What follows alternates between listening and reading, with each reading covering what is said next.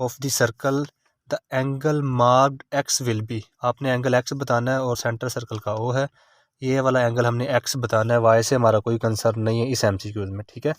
अब इसके लिए आपको पता है ये सर्कल का है सेंटर, ठीक है, और सेंटर से किसी भी तरफ का डिस्टेंस होता है रेडियस, तो ये एक रेडियस और एक ये रेडियस।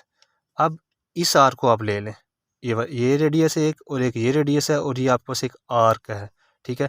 इसको ओ का नाम दे दिया, इसे मैंने ए का नाम दे दिया, इसे मैंने बी का नाम दे दिया।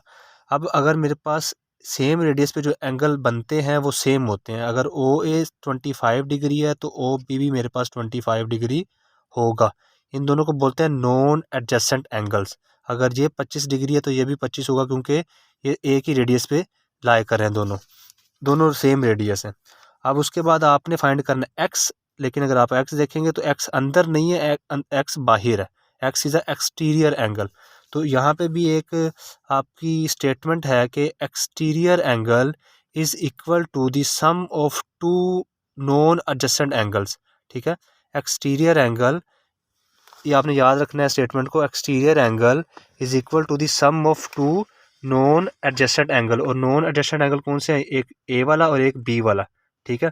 तो फॉर्मूले के मुताबिक क्या कह रहा है, एक्सटीरियर एंगल यानी कि एक्स, और एक्स बाहर है, ये बाहर वाला एंगल है यानी एक्सटीरियर है, is equal to the sum of two interior non adjacent angle. Interior में क्या है, ए पे भी 25 डिग्री और बी पे भी 25 डिग्री।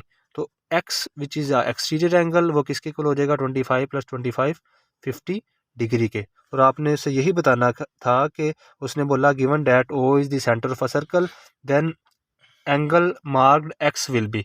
तो X is a exterior angle, और ये स्टेटमेंट आपने याद रखनी है, exterior angle is equal to the sum of two non adjacent interior angles, और वो दोनों इंटीरियर 25 और 25 है, तो 50 आ गया। तो आपका ऑप्शन है 50 और 50 आपका ऑप्शन है C is a correct option, C correct है।